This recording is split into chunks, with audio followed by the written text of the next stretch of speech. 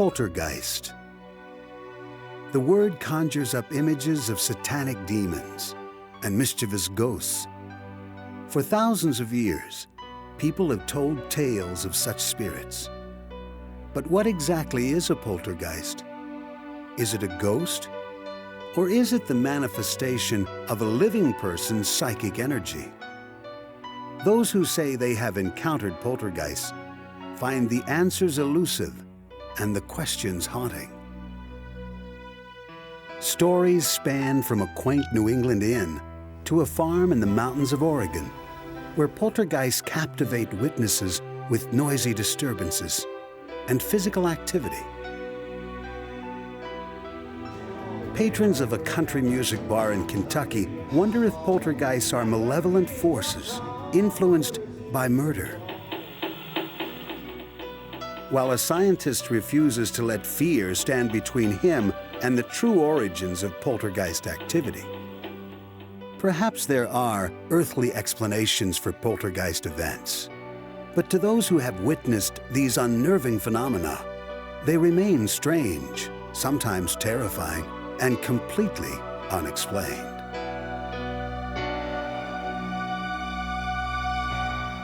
Johnstone's Inn lies in the countryside village of Ashland, Massachusetts, 30 miles southwest of Boston.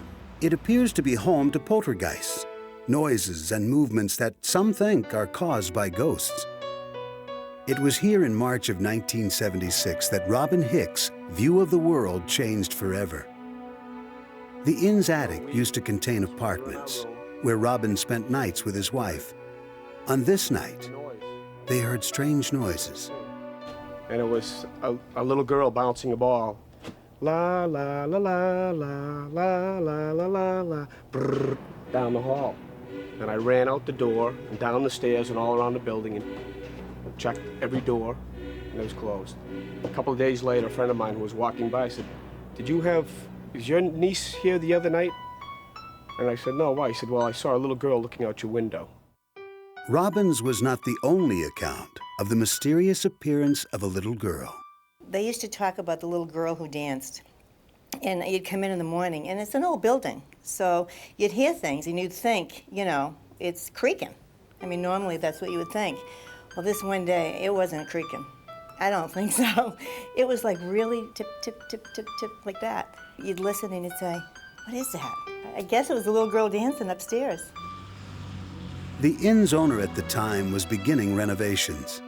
He noticed that doors, locked the night before, were found open the next morning. And lights, turned off, were later seen blazing in the dark. His staff was also encountering strange forces. One night after a busy night, all the waitresses were sitting around a table, and I was with them, and they were counting their tips and getting ready to go home. And the floors in the inn creak quite readily, especially when it's real quiet. You can hear it, and so when someone walks by you, you can hear the creak, and you get a little breeze that goes by. And we had that experience, but there was no one else in the restaurant but us. And they quickly gathered up their money and left that night. The staff at Johnstone's Inn began sharing their eerie stories of portentous encounters. My car was parked over there where that truck is parked. And I walked this way, and I glanced back up at the building just to see if there was anybody around.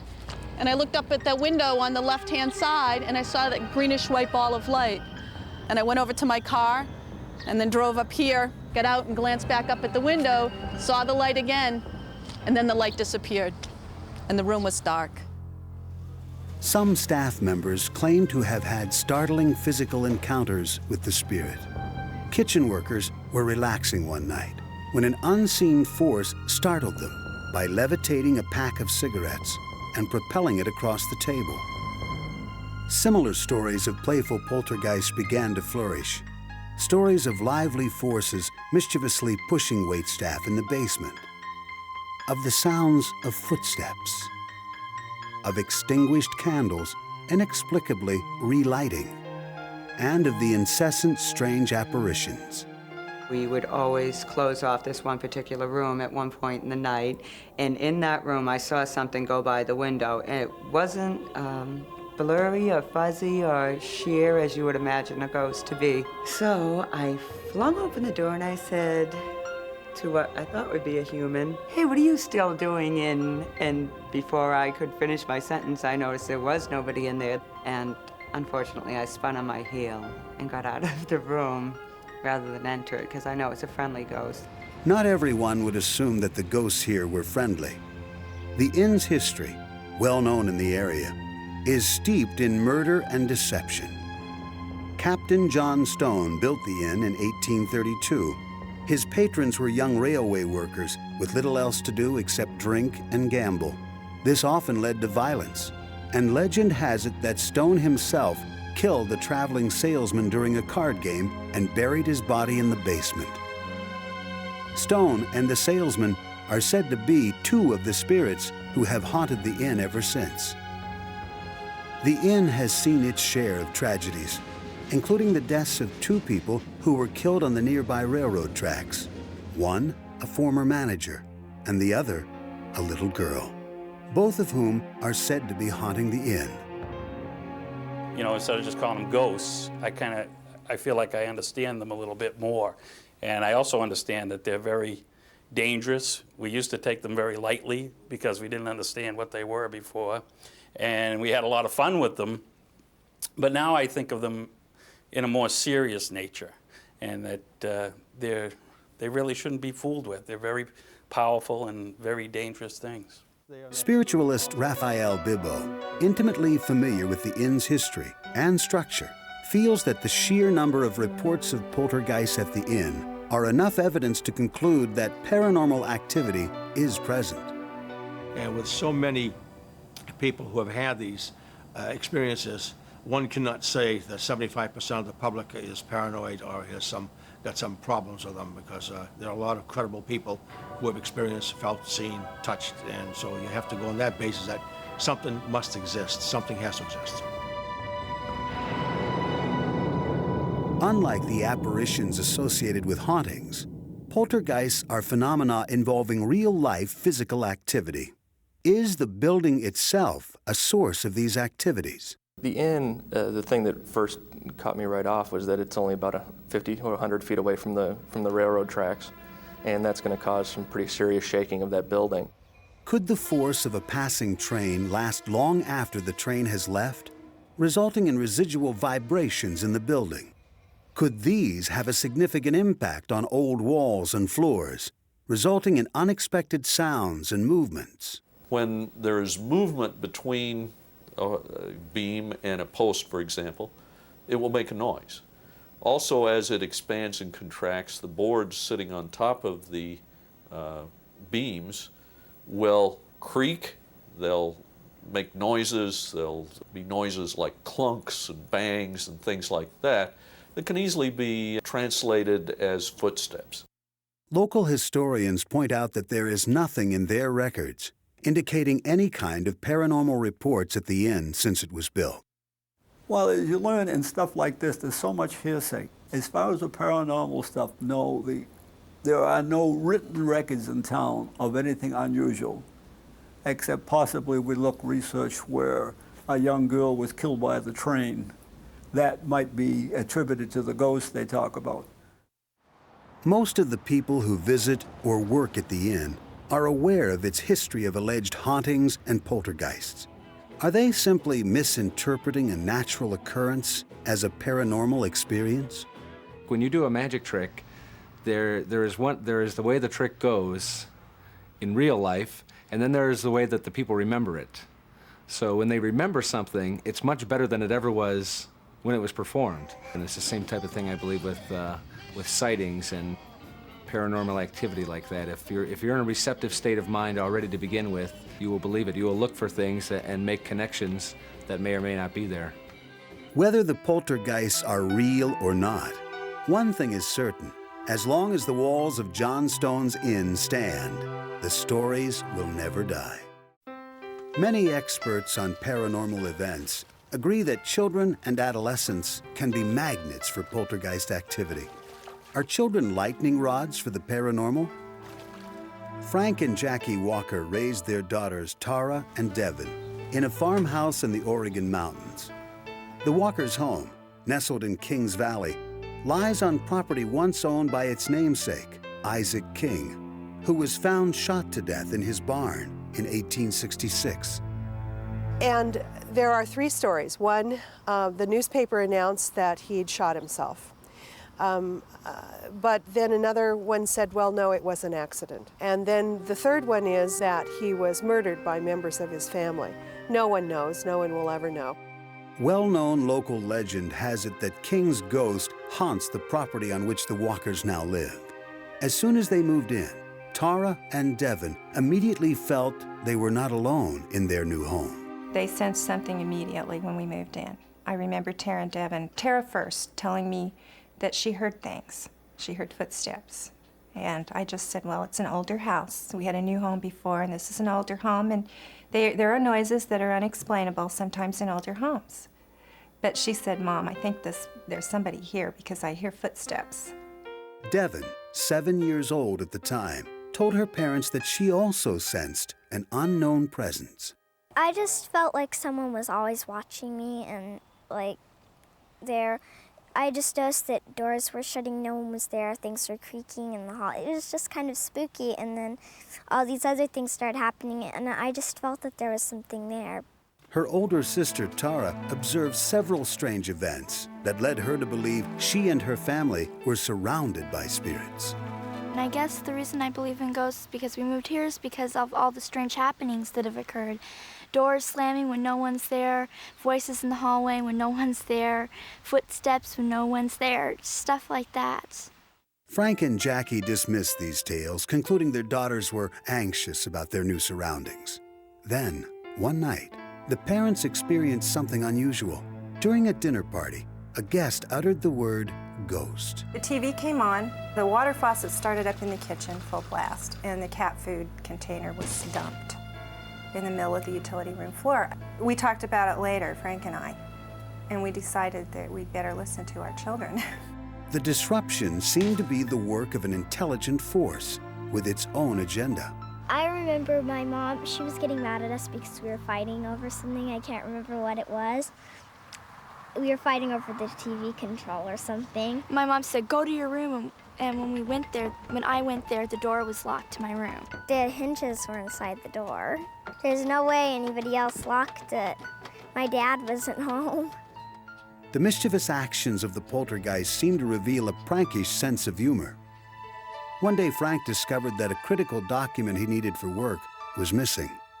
The Walkers searched the home and office frantically until it turned up in a very unlikely spot. It was stacked underneath 2 other boxes, and lo and behold, the report was on the top of that box. And none of us had taken it over there. The girls have their own separate drawing area. There's no way they could have lifted the heavier boxes and inserted it. I had some angry words at that point. I asked the spirit to please leave us alone and stop hiding things. I actually just came out and said, whatever you are, please stop it. Frank's outburst appears to have transformed the poltergeist activity from mischievous to helpful. Suddenly, it was opening the gate at the farm's entrance for approaching cars and unlatching deadbolt locks on doors for Frank when he had forgotten his keys. And he asked my mom and my sister and me if we had opened it, and we said no. So we hope it's the ghost who answered it. We think it is. Still curious, Frank and Jackie called on ghost hunters Dave Esther and Sharon Gill. Dave and Sharon use an array of devices to collect evidence of the existence of ghosts. I believe in ghosts because I've seen them, I've heard them. They're real. You can measure, you can use physical instruments, scientific tests that can determine there's mass, there's energy, presence. Supernatural is not natural occurring. You can document it, measure it. Everybody thinks you need special equipment to do this, and that's absolutely not true. You can even use Polaroid. I got a couple that had different sort of swirls. Miss Jackie has gotten several like that as well. But that one particular day, behind her daughter standing in the office, there was a misty, it almost looked like it distorted the center of the picture. Dave and Sharon felt that the combination of photographic evidence, thermal readings, and the first-hand accounts were proof that a spirit was present. Because the idea of having a resident spirit was initially unsettling to the walkers, Dave and Sharon talked with them about their concerns. They felt very comfortable with us. They started watching for things and noting things that were happening and realized that they were not malevolent in nature. They were being more protected than anything. Having spent years trying to quantify spirit activity and researching the history of paranormal outbursts, Dave and Sharon understand the potential connection between poltergeists and adolescence, something the girls find both comforting and exciting. According to the ghost hunters, at least I think that's what they said, is that kids can sense the entities better than grown-ups. Is there truly a relationship between poltergeist activity and adolescent children? The classic poltergeist is a center of funny physical happenings, particularly object movements and percussive sounds, you know, raps and whatnot. The center being around an individual, often an adolescent, but not always. It wouldn't be without parallel for a rather isolated family with several children to develop poltergeist phenomena. Now, whether the emotional state triggers it off at the beginning in some way, and then when it happens adds to it and feeds backwards and forwards, we don't know. But the emotional state is in the person who's seeing the things around which they are happening. I don't think it's got anything to do with spirits at all. Poltergeist researchers feel that the emotional turmoil of adolescence can generate enough psychic energy to trigger poltergeist activity. Psychologists argue that reports of poltergeists are simply people's misinterpretations of ambiguous situations. Possibly what is being taken as a poltergeist may indeed be a prank. In this case, where you have the little girls, it seems to me that they started as a prank. They may even have started, after that, started to believe in it themselves. It's the kind of game that you play, and you keep on doing it, and you get to a point where you kind of forget how it all started, and it takes on a life of its own. It doesn't seem unlikely that you might be able to convince your parents of the same. Phenomena that seems to be centered around adolescence seems to reflect adolescence itself. Here we have little prankster things happening, doors opening and closing. Objects that should be in one place are found in another. And we have to ask ourselves, is this really the action of a ghost or more of the action of the adolescent? Another explanation is more mundane. The plumbing is noisy. Old plumbing systems in particular, but plumbing systems in general, can transmit voices. It is not unusual for people in single-family homes, for people in one home, to hear voices of their neighbors coming through a plumbing system. There is also a scientific explanation for the strange way the Walker's Gate at the farm's entrance occasionally opens when a car approaches it. As the wind tries to go around a solid body like a car or a building or something like that, the wind sort of piles up behind it, and as it tries to go around, it speeds up. So if you drive up to something like a gate, the wind coming around the car will speed up, and that can put more force on the gate and cause the gate to have the appearance of opening up automatically. The Walkers still believe they are at the center of paranormal activity, and the girls, for their part, strongly defend their beliefs. I would say, if you think I'm nuts, then you can come over to our house and you'll think you're nuts too. Love, murder, and betrayal, major themes in country music, are also the key ingredients to an ongoing series of poltergeist reports at Bobby Mackey's Music World, a popular honky-tonk in Wilder, Kentucky, across the river from Cincinnati, Ohio. Country singer Bobby Mackey opened the club in 1978. His wife, Janet, pregnant at the time, was apprehensive about the move. When she first saw the building, she sensed a malevolent force. I was hesitant about even wanting a nightclub to begin with. But when I saw that door open by itself, that freaked me out. But when we got inside, the lights kept coming on and off by themselves, and I could hear people talking. Shortly after the Mackeys began renovation of the club, Janet claims she was physically attacked by a ladder. And here comes this ladder. It was like somebody walking right toward me. And then when it got almost right directly toward me, in front of me, it started falling toward me. And then when it did, Carl grabbed me and jerked me out from under it, and it fell.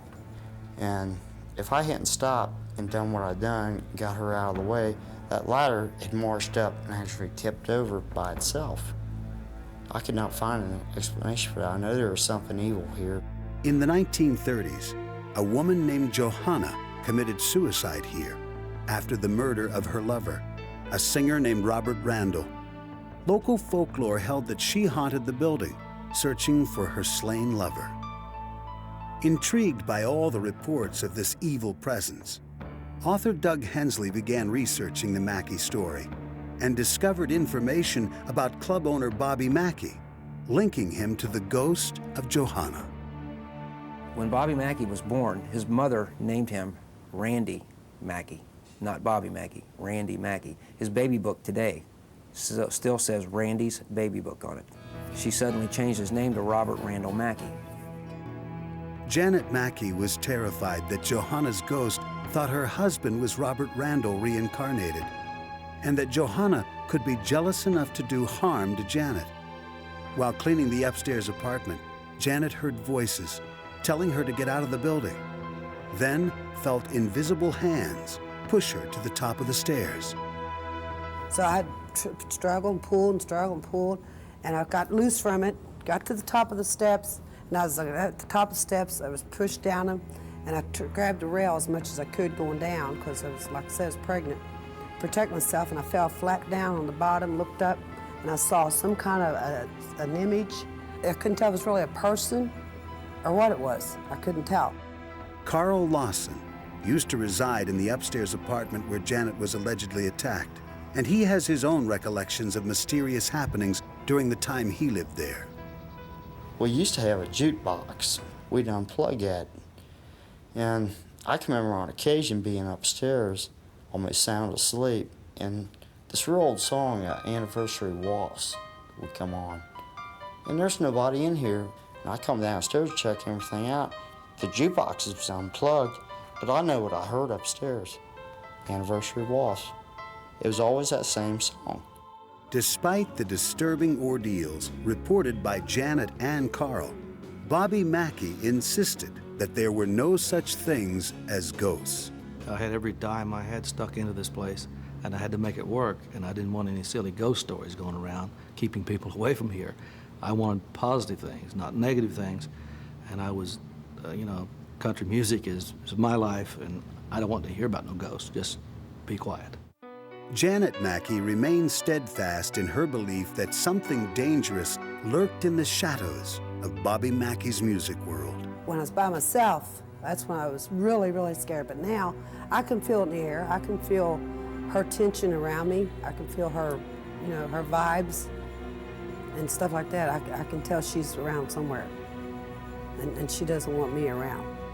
Inspired by Janet's obsession with the ghost, every night, Bobby performs his biggest country hit, Johanna. Johanna, Johanna, are you really here? Looking for a lover after all these years. Johanna is not the only ghost said to be haunting the club. One of northern Kentucky's most notorious murders took place near the site. In 1896, two men, Alonzo Walling and Scott Jackson, killed Scott's pregnant girlfriend, Pearl Bryan. They allegedly buried Pearl's head in the basement well, perhaps hoping it would be washed out through the drain and into the nearby Licking River. Legend held that the ghosts of Alonzo, Scott, and Pearl could be heard walking and arguing throughout the club. Bobby Mackey's chief of security thinks he once heard one of their arguments while investigating a possible burglary with a fellow officer. Sensing voices coming from behind the stage, he moved in to see who was there. So the officer on the left got up on stage, went through the door. I came to the right, went through the other door. We checked. There's no one behind that stage. Ever vigilant for reports of the ghosts, Larry was on duty at Mackey's one night when local resident Rich Lawson came to dance. The night Rich unexpectedly became part of the legend. So I was tightening my collar clips up to make sure they would not come off on the dance floor. And I was just humming and singing. I was just real hyper and real primed and ready to dance. And a garbage can right beside the wash basin was sitting there, and it took violently off and slammed right up against the partition wall of the commode. And I turned around real violently, wondering who's gaming with me or what's going to happen. What Rich saw shocked him. There before him stood the image of a man, dressed in clothes from the turn of the century, complete with handlebar mustache. He never hit me, never punched me or nothing. But the bathroom was so hot, I was just trying to gasp for breath, and I was trying to get out of this bathroom, and I made it to the hallway in the bathroom. And I just got so weak, and I went completely unconscious. Larry Hornsby heard the commotion and found Rich's near lifeless form on the floor. When Rich awoke, he was terrified. He said he seen a figure and of a man wearing a big trench coat, like back in the old days, a mustache. When shown photos of Alonzo Walling, Rich recognized him as the man he had just seen. Even more frightening, he recognized the face of someone else in a photo of Alonzo and Scott's hanging. On the gallows in 1897, there's a judge and a preacher. I take my hat off, I resemble that preacher standing on the gallows holding the Bible. Though Rich continued to be haunted by his experience, and he is aware of some kind of danger at Bobby Mackey's, he refuses to back down. I got this feeling that the evil here wants me away. I'm intruding on them or something like that, and they're trying to push me away. I'm not going to leave, because I love country music, and Bobby Mackey's a great country music singer, and I'm a danceaholic. I love to dance. While Rich thought he was a target of malicious intent, Larry Hornsby felt it was his destiny to help save Rich and the others at Bobby Mackey's from Alonzo's angry ghost. So what my theory is, he wants me out of here. He'll do anything possible to get me out of here. But, like I said, he's evil, I'm good, and we're battling each other. Janet Mackey, however, was certain that strange occurrences at Bobby Mackey's music world targeted her and her alone. I think it's a personal thing. I really do. Nothing's ever happened to Bobby. Nothing's ever happened to my children. It's just me.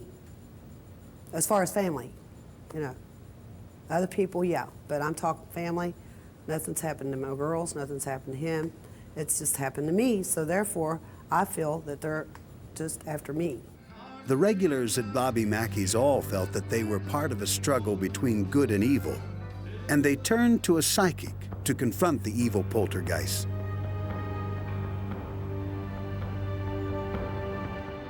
When confronted by poltergeist activity, most people feel helpless and misunderstood. For people at Bobby Mackey's music world in Wilder, Kentucky, the battle had become intensely personal, and they turned to a psychic for help. I was born with psychic abilities and with the gift of healing. I have clairvoyance, which means that I can see visions or images, and I can hear spirit talking to me, which is clairaudience. Bodine claims to have established contact with 4 major ghosts: the 2 pregnant women, Johanna and Pearl O'Brien, and Pearl's killers, Alonzo Walling and Scott Jackson. Echo's first visit was particularly unnerving for Janet Mackey. We were sitting in the casino room, which is now the bull room, and she looked at me and she goes, I see Johanna behind you. And I thought I would die. I said, now you gotta be kidding me, right? No, She's standing right behind you. 3 years after that terrifying first visit, Echo is still able to converse with the ghosts at Bobby Mackey's. We're gonna go talk to Scott and Pearl, see if they'll go too. And even if they don't, I think you should just let Alonzo take you by the hand and take you over to the other side with him, okay?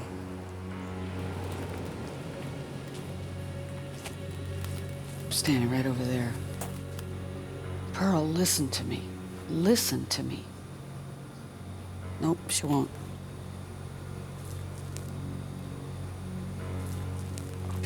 Scott, can you listen? You guys do not have to stay here.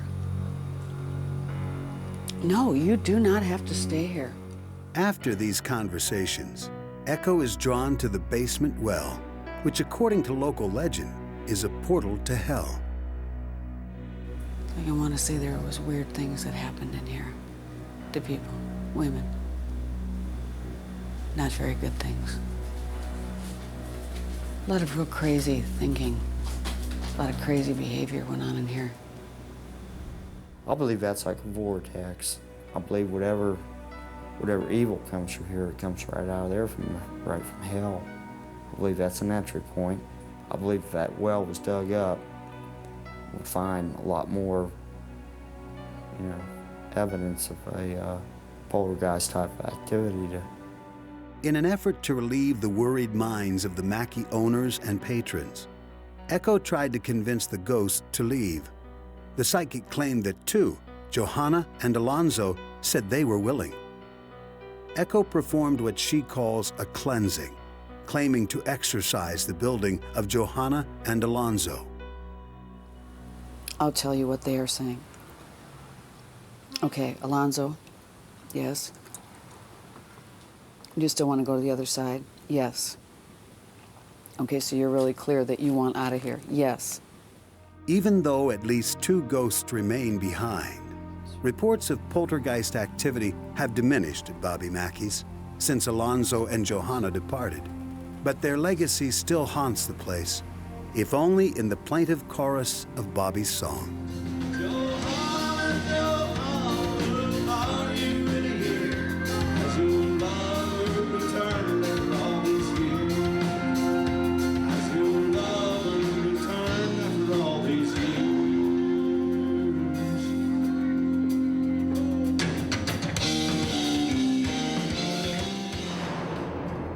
What do the people who report poltergeists at Bobby Mackey's have in common?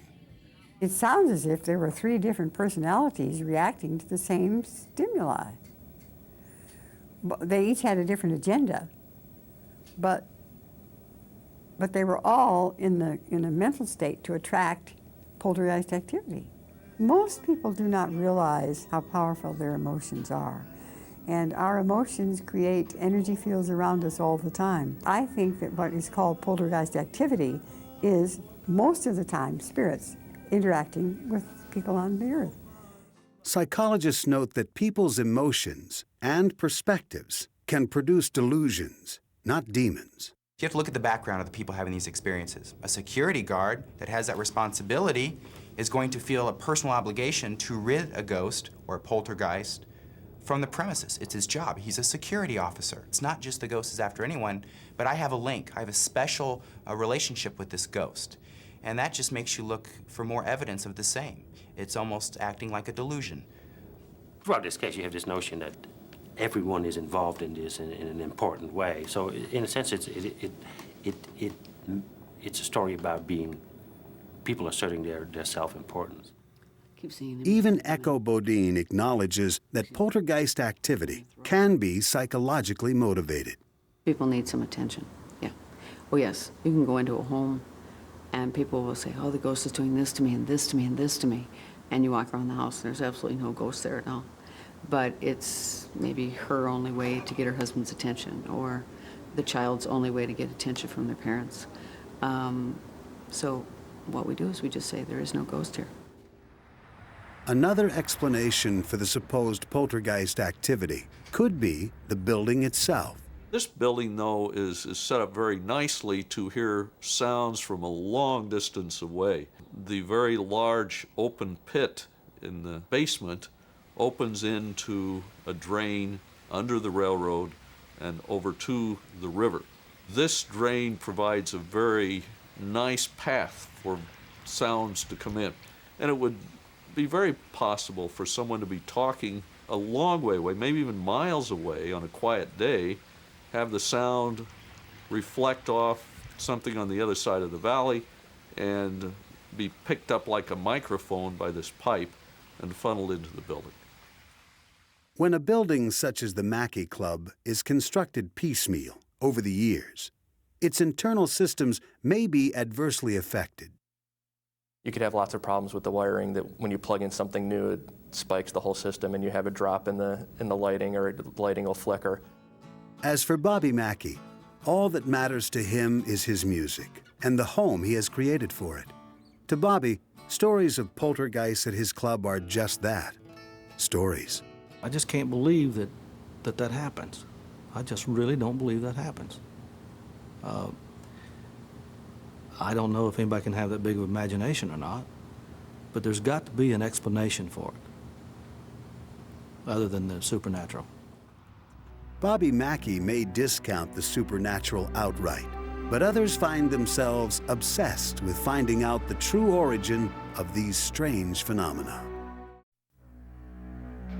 The common links among reports of poltergeist activity are physical experiences involving motion or kinetic energy.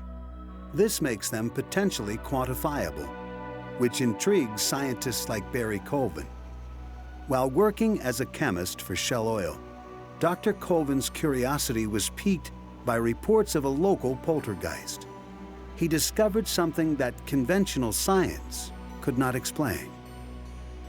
Some years ago, a case was reported near Leeds, which is in Yorkshire in the UK, and it sounded quite remarkable on the face of it. And this revolved around a hotel in which there were the parents and a son, and this son was the centre, it seemed, of some poltergeist activity. Upon arrival at the hotel, Colvin and other witnesses, including colleagues from Shell, were startled to see eggs floating through the hotel lobby. The egg actually travelled rather slowly. It was almost as though it was being held up. It was travelling, being held up by some unseen hand, if you like, travelling in a perfectly straight line, very slowly, and then smashing against the wall. So it was quite different to the form that it would take if it was simply thrown from one side to the other. Colvin began exploring other reported poltergeist incidents. In a Yorkshire home, Colvin encountered strange rapping noises, which appeared to be efforts to communicate by a spirit called Eric. And it tapped out the messages by tapping the relevant number of letters through the alphabet. So, for example, if it wanted to tap the letter M, it would be 13 taps, and so on. Well, essentially what it tapped out was its name, first of all, which in itself is interesting because that then brings up the whole hypothesis of a spirit involved in these tapping sounds. It also tapped out the message that it was killed on this spot and that its body was still buried beneath the house. Though denied a permit to dig for the body, Dr. Colvin was nevertheless convinced there was a poltergeist because Eric's rappings were strongly linked to the presence of one specific living person. We never, I think it's fair to say, we never had any activity at all from Eric when the girl was not present. Either Eric was a person and he is using the focus of this young girl to make himself known, is one interpretation. The other interpretation would be that since the force is objective, and one cannot argue with that here we have a force which may be generated in the mind of possibly the girl, the mother, the two of them together, and simply they are generating a story of Eric for some unknown psychological reason. Colvin has just begun to scratch the surface, but to him, science must clearly broaden its boundaries to describe physical forces that are now beyond its understanding. Psychologists Alan Gould and Tony Cornell agree that the witnesses, or as they call them, agents, have a strong role in the type of interaction with the poltergeists. There have been one or two poltergeists in which there have been communicative rappings, and the raps have spelled out all sorts of messages as from mysterious entities. And they've actually made the same spelling mistakes that the person around whom the thing's centre makes. So clearly the intelligence was the intelligence of the poltergeist agent. The complexity of the Eric case drew Dr. Colvin away from his work as a chemist at Shell to his new line of work, poltergeist research. There's an awful lot that can be done in terms of instrumentation. I am myself getting very involved in modern, very up-to-date equipment, which I believe may well lead us down the path to scientifically explaining what is going on. And I know that others working in other parts of the world are looking down this road of sophisticated instrumentation to determine something about the poltergeist force. Dr. Colvin founded the Poltergeist Research Institute, a group of international scientists whom he hand-picked to investigate poltergeist activity. Never mind, I can come over straight away. All right, I'm on my way. Thanks. But being realistic, things generally occur one day and they could be gone in a week's time. And what we do generally these days is that in such a case, I have an aircraft and we simply, if we think it's worthwhile, we either get a local person to investigate and report back to us as soon as possible, or if it looks promising enough, we simply step into the plane and we go. And within generally an hour or 2 hours, we're there on the spot. Using a combination of scientific instrumentation, research, and a fine-tuned instinct, Dr. Colvin and the members of the Poltergeist Research Institute hope that one day poltergeist forces will be as familiar to scientists as the wind, physics, even electricity. As some scientists keep looking for explanations for poltergeist activity, there remains a chasm between those who will only believe in empirical evidence and those like Raphael Bibbo, who believe there is more to our world than science can tell us. Spirits exist as well as we exist. It's interdimensional. They're here with us. And the only way you're going to deal with it is just like if I'm talking to you, you talk to them. And yeah, you're going to have pranksters. You're going to have people that can harm you. They can harm from that side as well as you can harm me. So it's just like a human being, except they don't have a physical body. And how can you account for fax machines or radio or television? You can have 4 or 5 televisions or radios in the same room, and everything is coming in on a different channel, and they're all pure, okay? How can you explain that and think that the mind is any less capable of these miracles? Others acknowledge that while we may never know the source of poltergeist energy, we should at least acknowledge its presence and try to understand its power. For years and years and years, investigators have heard these things happen. They know that certain people have to be present for these things to happen. They happen around a particular person or a group of people. But I think we've got to concentrate on the person around which these things happen if we're going to get the answer. If we're going to get the answer. So far, we've got nothing. In the end, the way we perceive poltergeists will ultimately be determined by how we use our own minds to perceive ourselves and our environment. The most powerful tool in misdirection is the spectator's mind, because if the correct suggestions are given, their mind will take those suggestions and believe anything that is related to them. Paranormal experiences, including poltergeists, are a normal part of the human condition. They reflect who we are, they reflect our wishes, Sometimes those wishes aren't always positive. They don't reflect our beliefs, which aren't always positive. They reflect our relationships with other people. When we are all said and done, poltergeists are genuine experiences, but they're a psychological phenomena rather than a parapsychological one. Is it possible that we do not yet understand the capabilities of our own untapped energies? As psychics and scientists alike grapple with the mystery of poltergeists, the real answers may lie hidden in the recesses of the minds of those who have met them, and there they will remain, unexplained.